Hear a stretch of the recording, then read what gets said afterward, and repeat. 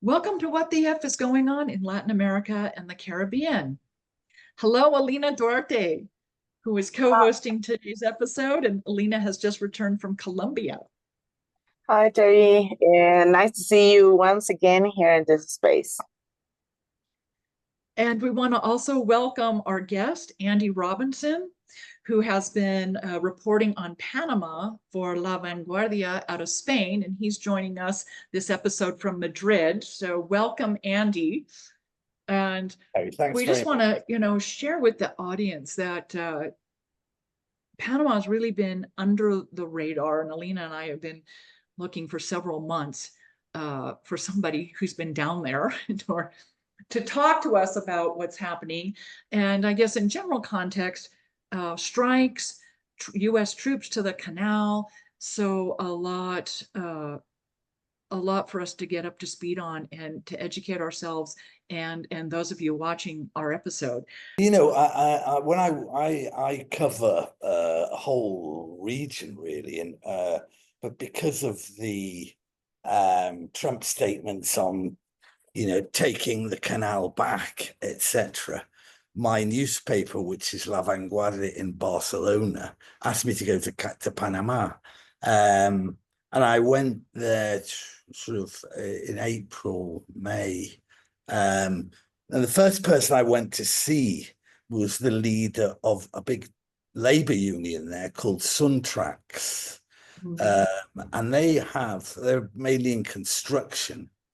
And I went out to this peripheral district of Panama City, where they have their offices, in a very poor area of Panama, which contrasts with that kind of, the sort of Manhattan style financial center. And I had a long conversation with him, and he sort of explained to me how these protests against a whole series of elements of the kind of neoliberal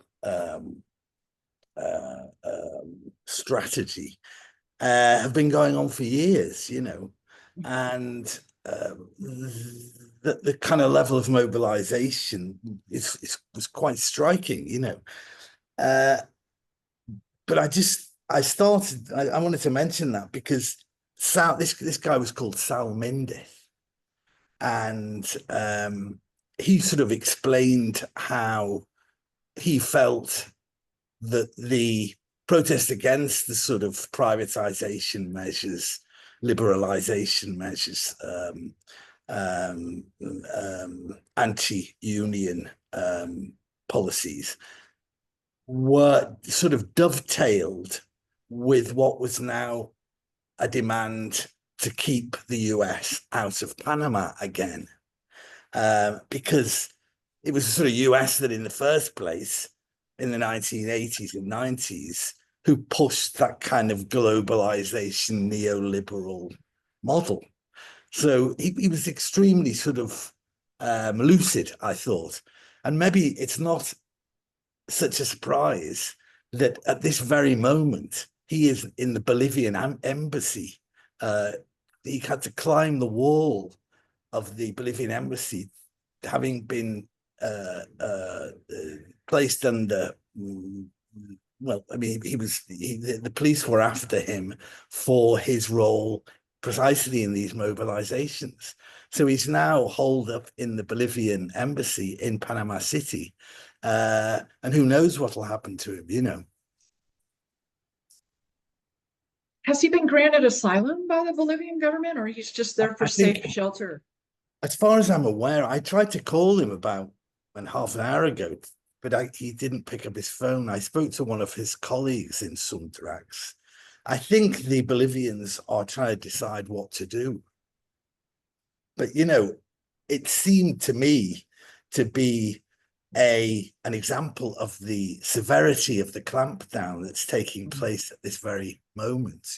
When I was there a month and a half ago, you could tell by the way he spoke to me that he felt pretty confident that he could say what the hell he liked. But I don't think that's the case anymore.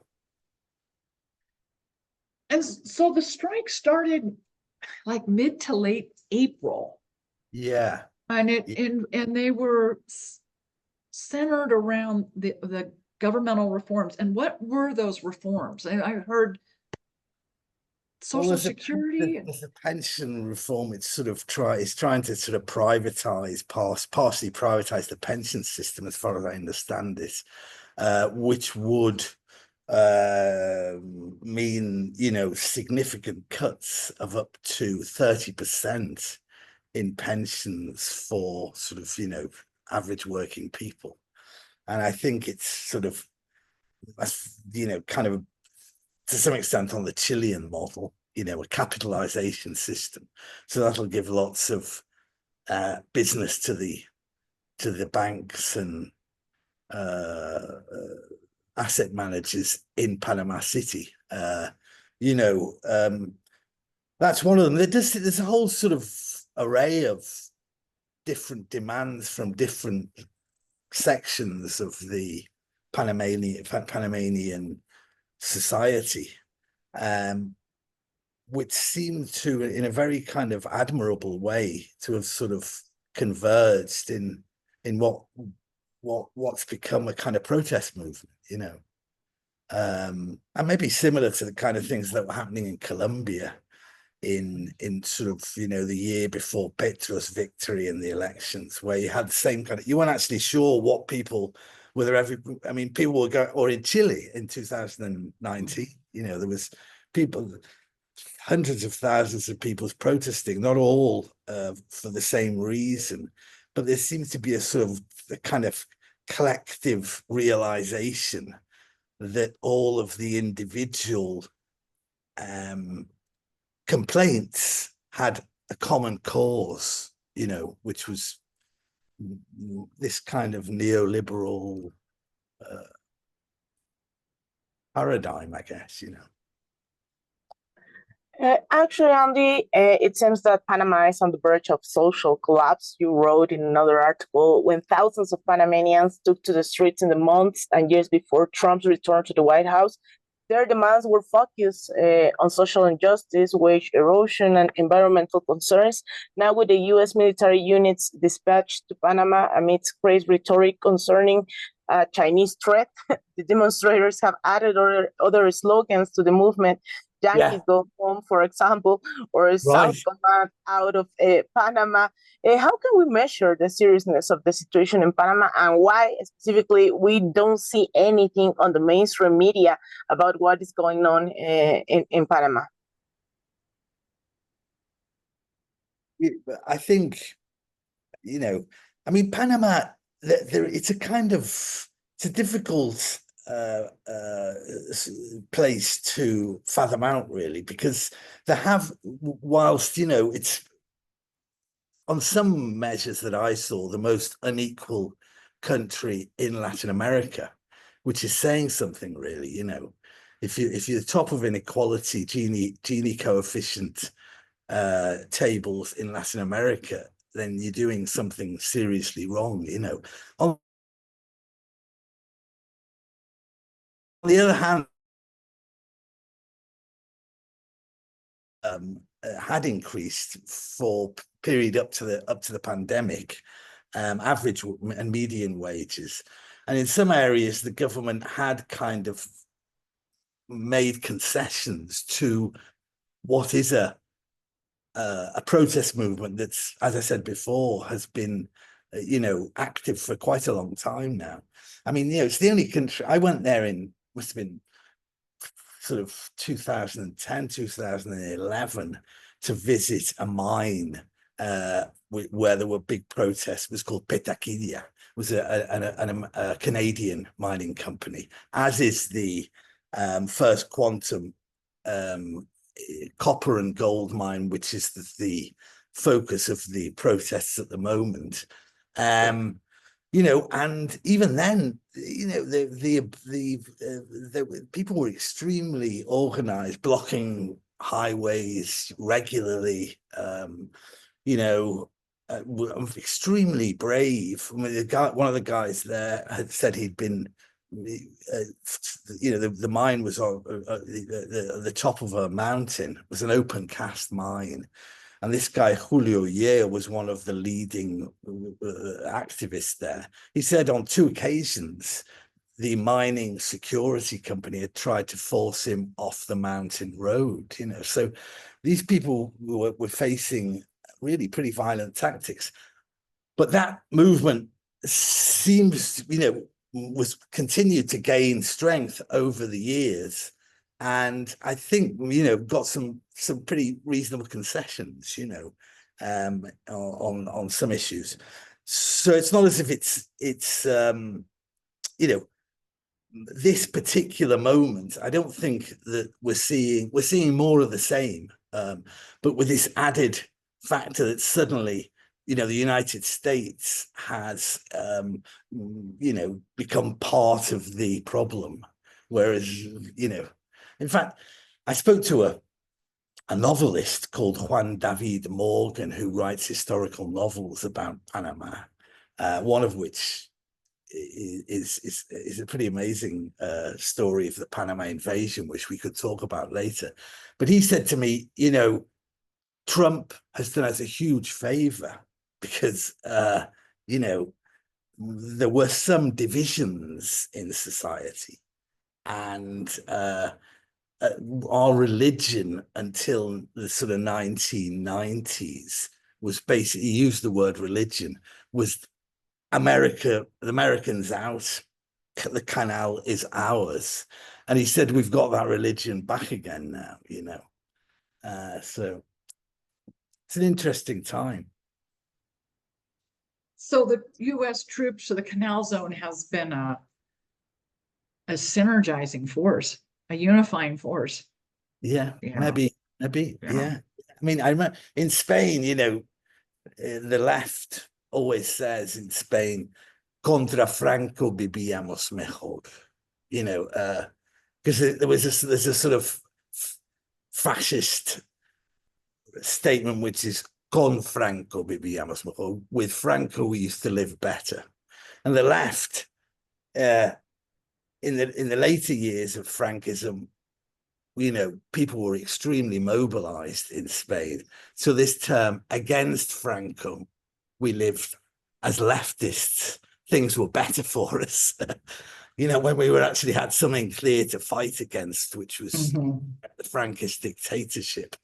Maybe some of that's similar to Panama. I mean, when you had,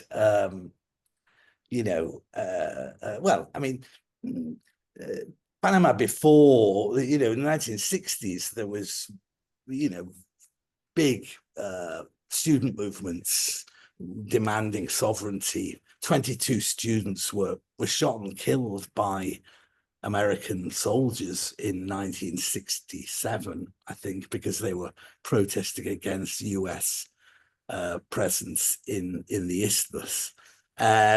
So, maybe at the moment what you've had anyway, is some kind of confluence of a recovery of an idea of sort of national identity against, the US imperialism, dovetailing with these social movements.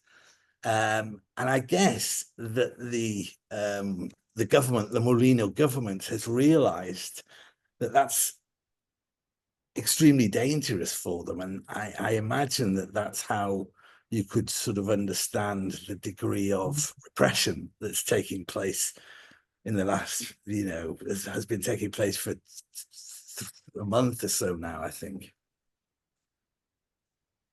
Well, it is, you mentioned it's what was seen in Colombia in 2021.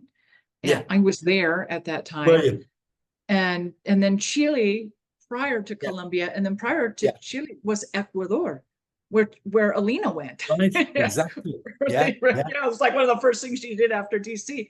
And it really is this people organizing and pushing back, and it seems to always start with these neoliberal privatization reforms, Right. Yeah, yeah. And then affecting labor, affecting pensions, affecting student prices for transportation, gasoline, all those things that affect day-to-day living for normal citizens. It starts with those neoliberal reforms, and then in those three countries, and now Panama, we saw, well, and I would argue Peru not too long ago too, but that was more Right. than just neoliberal reforms. But it's all the same paradigm. Neoliberal reforms, pushback, organization and pushback from labor unions, social movements, average people, and then this, horrible state oppression. And Mm. in all these cases, they are governments backed by the United States. And now, specifically with Panama, there are actual US troops on the ground, as Alina, you said, under the guise of the Chinese threat to, Right. to the canal. It's a perfect excuse, so to speak, to mobilize.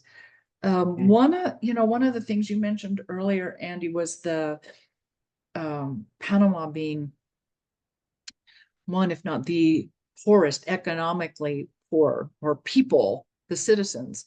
The economic disparity is one of the greatest in Latin Yeah. America and the world. With the canal, the government makes, I don't know how much money a year, billions a year. Yeah, I think it's 10 or 11 billion a year. Yeah. Yeah. And so what Yeah. happens to that money? Where does that money go? Or is that one of the reasons people are protesting as well? Yeah. I think, from what I could gather, the running of the canal is quite transparent. The canal authority is actually quite efficient, more efficient than the US administration was. The problem is when it leaves the authority and goes into the government's coffers. I think there is endemic corruption. Some of it, I think, has been used for some areas of kind of basic welfare. I don't think it's a black and white picture. This, I think they have kind of the protest movement has elicited concessions from the government. So, and some of those revenues are being used to cushion the inequality that's coming from the kind of market economy that there is there. I think the perception in the street is one of, we have an asset, a national asset that is extremely important strategically and makes a lot of money, but we're not getting, what is our due. And, I think you're right. I think that is part of this sort of general sense of dissatisfaction that there is. But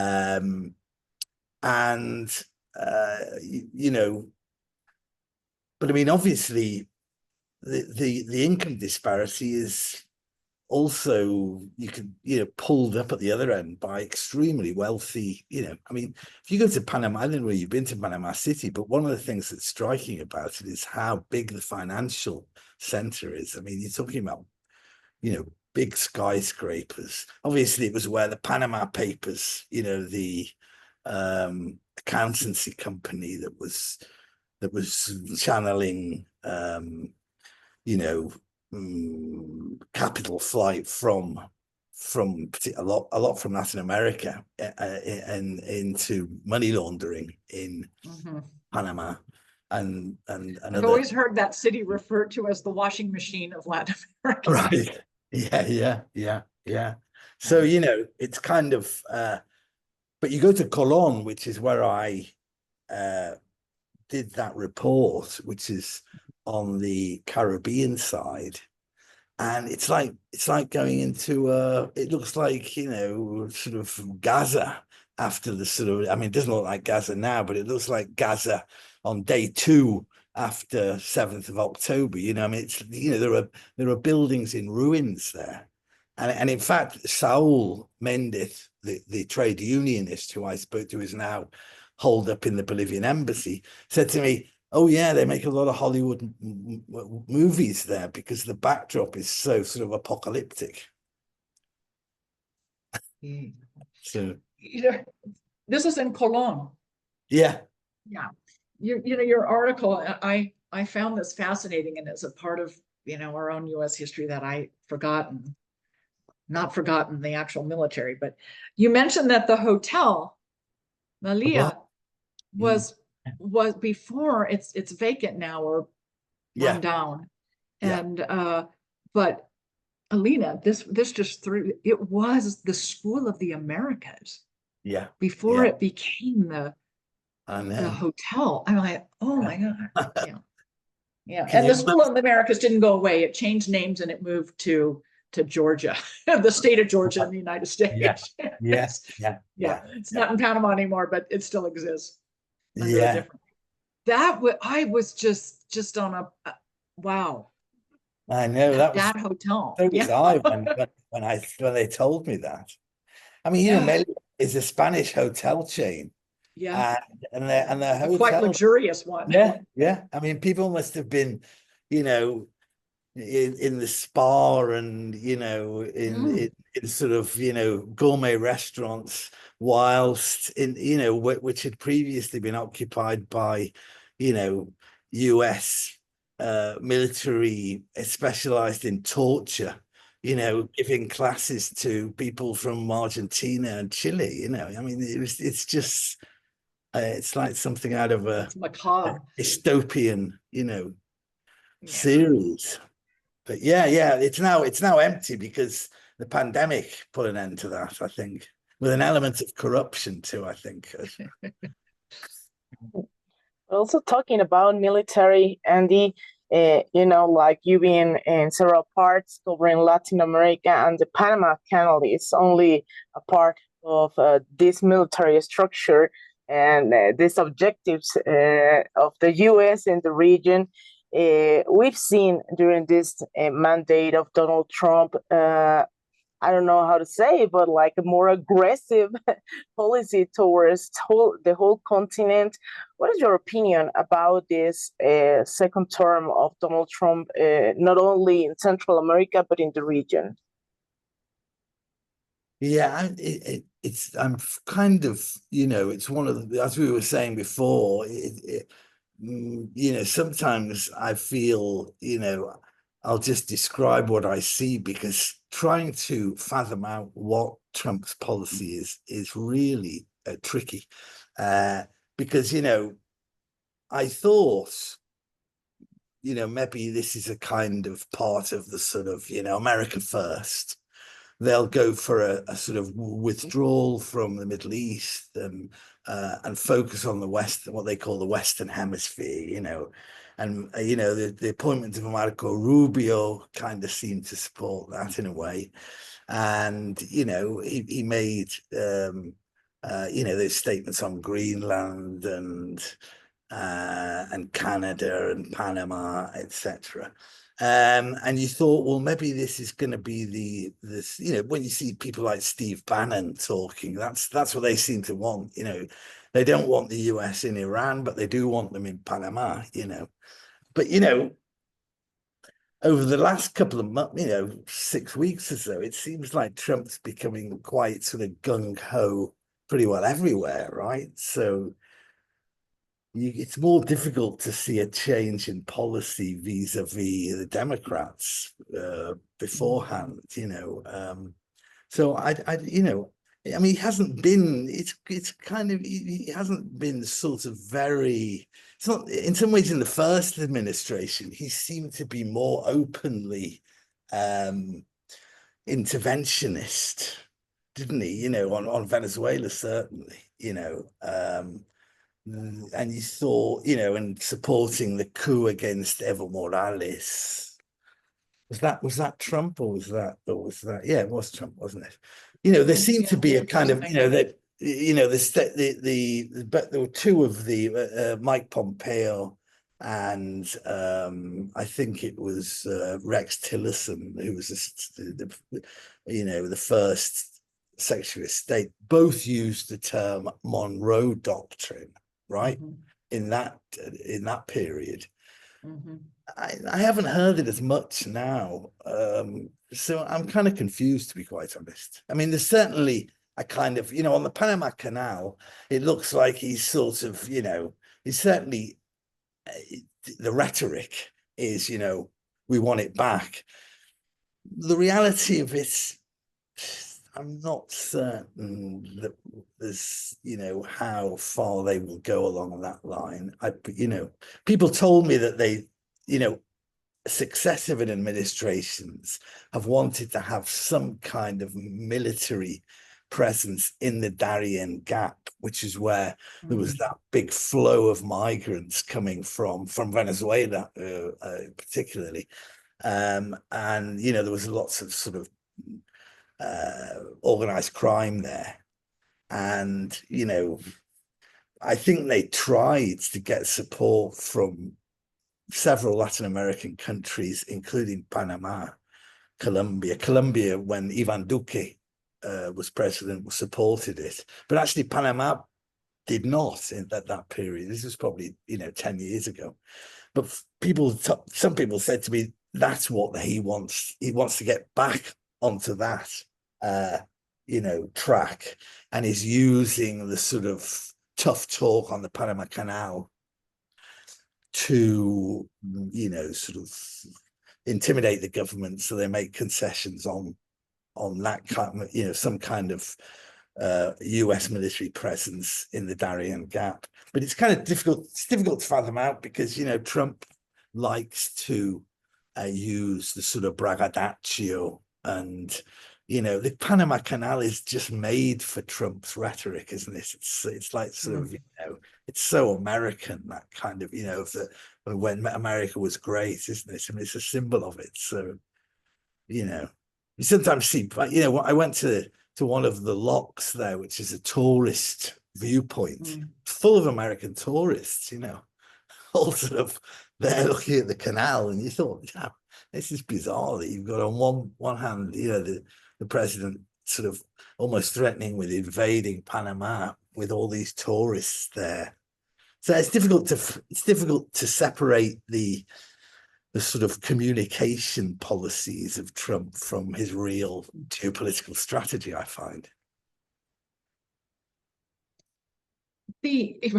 Except with, you know, with the canal, and it is a huge tourist zone, and it is, for a lot of USians, it's particularly of those of us who are older, and even our parents, you know, it's such a symbol to them of this great, you know, US engineering project that, you know, like the Suez Canal, it changed the world, it changed shipping routes, it changed global economy. It did, you know, it did a lot of things. I mean, the history to getting to that point of the US taking over construction is pretty ugly.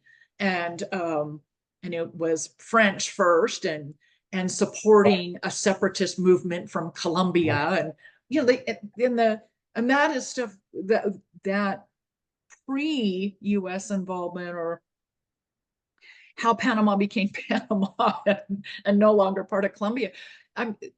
People in the States, we don't talk about that much. I'm not sure how many of us really know it, but again, it's just one more example of this repetitive, continuous foreign policy of the United States. And the toolbox is still the same. The same as it was then. Support a separatist movement. I think we call it color revolutions now. Same thing. Right. Get them, you know, these people on the isthmus are dissatisfied, you know, with the people in Bogota. So, okay, let's help them make their own country. And then we can grab the project. Yeah. Although, you know, the Panamanian, even the Panamanian left, you know, are quite, I mean, you know, Panama existed as part of the, you know, Bolivar's original Was it Gran called? Colombia. Yeah. So, you know, they don't feel that they were, you know, that they kind of was, that their independence was a part of a kind of US, you know, devious kind of US foreign policy. I think they feel that their independence is legitimate prior to this. Yeah. But, you know, it was, I mean, it was kind of, the whole thing was, there's a very good book called The Big Ditch by Noel Maurer. Oh. Noel Maurer, which I recommend. The and big ditch. the big ditch, yeah. And, you know, I mean, one of the people who was kind of supporting and kind of instrumental in the independence movement was a former executive of the French company that had originally tried to build the canal with, you know, absolutely disastrous consequences. You know, thousands of people died of malaria. And but yeah, I think it is, you're right, it's so symbolic because the French failed, the Americans succeeded. Yeah, I mean, yeah. It's like Indochina, but then, you know, we didn't do so well there after the French either. Yeah, it's perfect for Trump. It's perfect for Trump's you know, demagoguery. But I don't know whether you know, it seems to me probably there is a you know, it's the screw will be tightened further on you know, Latin America. But I mean, you know, the Biden administration wasn't great, was it? I mean, it was, I don't feel as if that Trump in Latin America yet has done anything as bad as he did in his first administration, when he was supporting, you know, openly a coup against Nicolas Maduro, you know. Yeah, he's kind of backed off Venezuela. Yeah. He wants the oil. Right, maybe, yeah. Well, if that's the case, that would be very, I think that would be sort of encouraging, really. And, you know, he hasn't, I mean, you know, there's people around him in the Republican Party in Miami who are very sort of aggressive on Petro in Colombia, but Trump hasn't really come out openly on that, has he? And nor has he on Brazil. I mean, I spoke to some people at that think tank in Washington, the Center for International Strategic Studies, which is kind of very hawkish and conservative. And they, you know, they sort of suggested that that's sort of further down the line, you know, that he will become on Brazil, for example. Because obviously, you know, the thing we haven't really spoken about is China, and that's where, you know, Panama has been kind of, they seem to have used Panama as a sort of warning to any Latin American government that wants to do, you know, that's you know, build closer relations with China, right? I mean, it's been pretty clear on that one. You know, they've basically lied barefacedly about China's role in the Panamanian economy. I mean, nobody in Panama, you know, gives any credit to that sort of thing, that it's China that's running the canal. It's just not true, you know. I mean, it was a Hong Kong company that happens to run two of the ports there, you know, but I mean, so what? Yeah. Well, it's a concern about, I mean, well, I'm sorry, Lena, you were going to comment on something. No, I'm just curious about what you're saying, because Mexico built a rail, port, and infrastructure system that connects the Pacific Ocean with the Atlantic via the Istmo of Tehuantepec, and of course, it's looking to compete with the Panama Canal. I don't know if that's on the conversations on the radar in Panama, or if you've heard anything when you were there. I did, yeah. I spoke to one of the people who was, you know, took part in the Torrijos Carter agreement, and he did mention that as a potential competition. You know, he basically said, you know, Panama Canal is important, strategically important. It has 5% of global trade, but it's not, I mean, yeah, there are different routes, I mean, the one thing that about the corridor in the Tehuantepec Isthmus in between Oaxaca and Veracruz, right? Is one of the company that was running one of the ports in Veracruz is Hutchison, which is the same Hong Kong-based company that is in the Panama Canal, But so it's not. But in anyway, it looks like that's going to be sold anyway, doesn't it? So I think it's just fabricated enemy. I mean, the enemy's not there in that, Yeah, it's creating the narrative. Yeah. Yeah. Yeah. Yeah. So I wonder, in our last few minutes, if the three of us can talk about what is the current status of the striking people in Panama. I know, I believe the Chiquita strike, there was a resolution agreement between the workers and the government, and Chiquita did not accept it, or Right. Yeah. are they still in the country, or do they still have a limited workforce, or has Chiquita left the country? I don't know whether I'm capable of answering that. I saw that Chiquita had lost, quite a lot of money, like $10 million worth of bananas as a result of this. But I don't know what's happened to Chiquita there. It was certainly one of the fronts of the battles, and but Chiquita seems to have problems all over the place, right? Because in Medellin, if they're just about to the court is about to decide whether Chiquita executives should be imprisoned for paying paramilitaries to murder Chiquita workers in Medellin. But I don't think Panama'S the big banana producer certainly for Europe is Ecuador, right? Daniel Noboa, the president of. Oh, yeah, that's where his family comes from. Yeah, that's one of the industries. Yeah, I'd forgotten. Yeah. So Medellin, when you say Medellin, we're talking Medellin, Colombia, for the audience. Yeah. They were all over the place. Yeah, so I don't, I think what I read, I think pretty recently was that was still on, that conflict, and that Chiquita were taking sort of heavy losses. So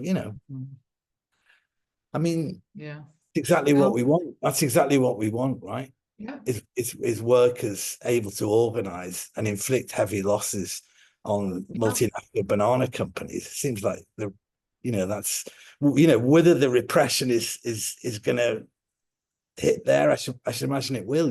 I mean, the fact that Suntrax, which is a really powerful union, if its leadership are going into hiding,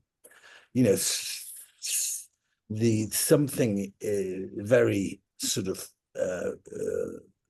sinister is taking place at the moment, which probably would really be worth trying to look into and trying to sort of build some kind of solidarity, because and Suntrax, that union is still striking. That's a nationwide strike, and they are mostly construction oriented laborers, but they're more than that, because the teachers are striking. I mean, it's like almost all labor in Panama is striking, which is why we're not hearing it up north. I think sometimes it's mainly construction. I mean, one of the problems for them is that they seem to have lost some kind of bargaining power, because the construction industry was not as buoyant as it has been, And the Panamanian economy has been one of the highest growing economies in Latin America for the last 15 years, And But for a very small percentage of the population. yeah, Yeah. not well distributed, no, that's for sure. Yeah. Oh. So But there's still, yeah, I'm sorry, go ahead. no, I guess I think the story, I mean, if I was going back there, it would be, I'm pretty certain to see, how far this repression is going to go, because Mhm. that's what I kind of, the sort of main change in the sort of, narrative from people I'm talking to when I'm reading is from when I was there, which was only 6 weeks ago, right? I mean, people were confident. And, it was, we're going to bring down these market-driven reforms, and we're also going to we're going to force the government to revoke the memorandum of understanding, which was signed with Pete Hegseth in April, right? I mean, there seemed to be a lot of sort of confidence. My impression, but now it's a great distance, is that the sort of images you're seeing are battles with riot police, people being arrested. Yeah, like we've seen before, as all three of us have commented, since like 2019. Yeah. So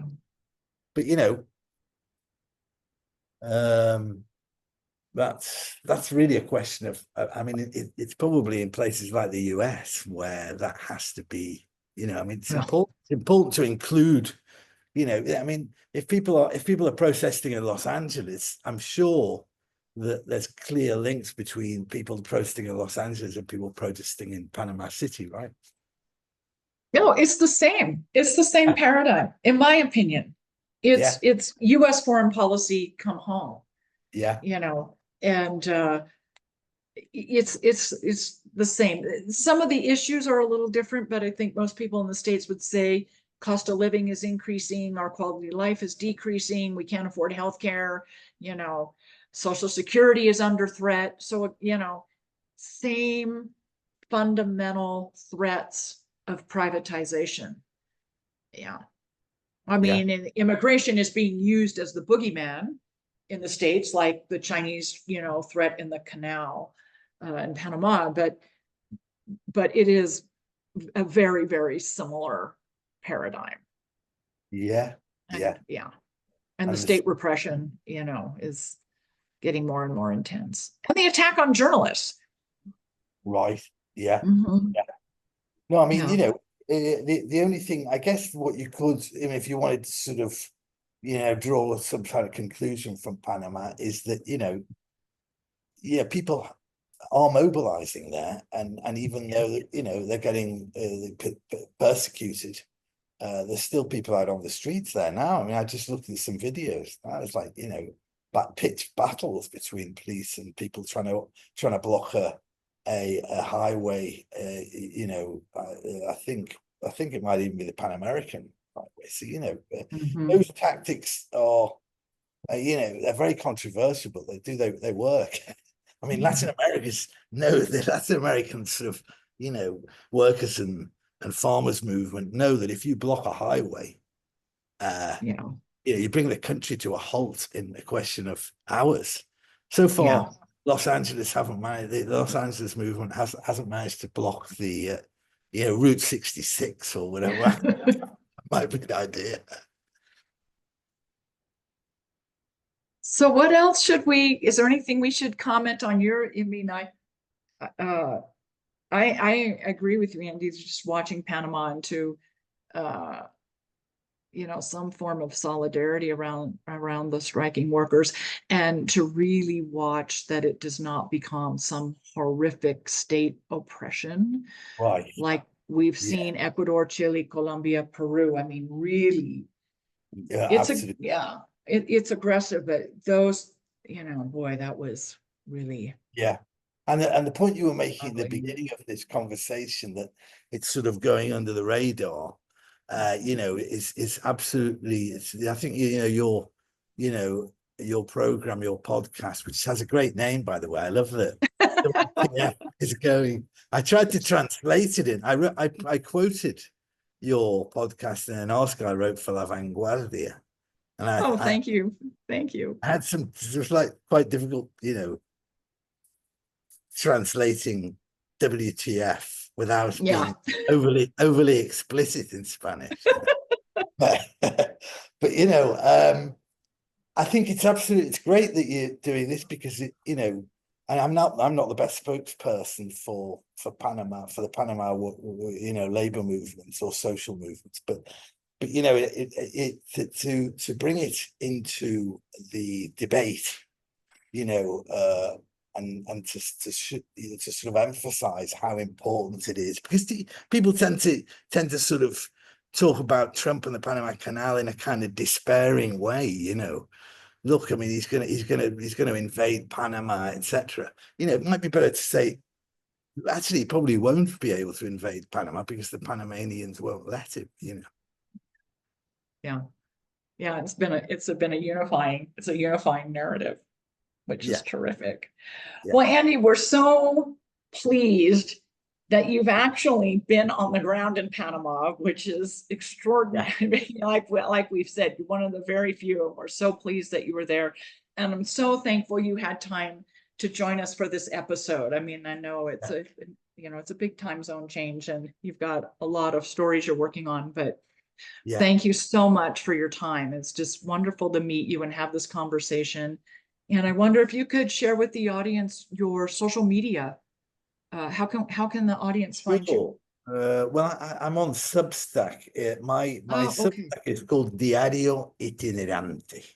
Okay. I think that's, and I'm we sort can of put that in the comments. I'm just sort of a lot of the stuff I write for La Vanguardia. Some of it anyway, I'm translating to English and trying to do a sort of bilingual Substack. Takes a lot of time and work, unfortunately. But Alina knows that. Yeah, sure. definitely. I feel you. Have more and more work to do just to keep it to stay in the same place. You have to kind of do more and more now just to kind of get your message across, because La Vanguardia readership is falling. So you have to try and find other audiences, Anyway, I'd be very interested to see your stuff, Alina, in Canal Sur. Thank you. Well, and the Canal 11 program, Sin Muros. I mean, she does, also, Andy, she organizes, she's one of the principal organizers and leaders at the National Institute for Political Formation here in Mexico City for Morena. Okay. So she's the woman to talk to about organizing and mobilizing. Yeah. She's a great resource for you. Yeah, I'd love to talk to you about that sometime. Because I've written, I have to cover Mexico to some extent, but I tried to do something on Morena, social movements, and definitely. It will be my pleasure. So she's whenever a we fabulous can help. resource. Thank you. The two of you are in Mexico City, right? Right. Yeah. Okay. Yeah, I'll be there. Just as sort of, I don't know, it's plugging my. I have a new book which is being published in Mexico this month. It's now in the bookstores for a bit like this week. And it will go into Amazon in Mexico on the 27th of June. It's being published by Penguin Random House in Mexico, and it's called Turismo de Terror. Wow. Sort of Fuerte. It's translated. I'm not sure how to translate it. Tourism in hell, or some tourism in hell, or something like that. It's sort of, it's 10 trips to different tourist destinations, and it tries to sort of contrast the sort of luxury tourism with the backdrop of violence, inequality, and climate change. The first chapter's on Cancun. So which I, as a USian, have never been there. Yeah. I've never been to Cancun. Yeah. But well, that'll be a fascinating read, because people, a lot of global North people don't understand how first world tourism often destroys the social fabric of the Right. communities, right? Yeah. Yeah. No, I mean, What's left behind when they go back home after 2 weeks. right. And there's sort of Yeah. there's something, I mean, I live in the center of Madrid. I mean, it's not even just a kind of center periphery issue. It's kind of, it's destroying the sort of fabric of pretty well, Spanish, particularly Madrid and Barcelona, but it's basically, it's that kind of I mean, the book on gold, oil, and avocados was kind of supposed to be about sort of raw materials, and I started doing some stuff on tourism during and after the pandemic, and I said, it was difficult not to think that it's as destructive as a sort of open cast mine, when you go to Cartagena de Indias and you see the whole of the walled city just being hollowed out and turned into a theme park. You think, Yeah. And it's probably not, it's certainly not true in Mexico City, but a lot of places are being destroyed by this mass tourism. So anyway, that's I'm hoping. So we'll look for your book. Yeah. Books. Yeah. We're gonna look read for it. your books. Yeah. Okay. So. Thanks very much. Okay. Again, thank you so much. Thank you for going to Panama and reporting, and thank you so much for making time for us today. It was a fabulous conversation. Really appreciate it.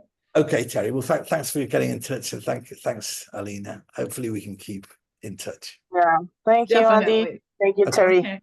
Thank you. Bye.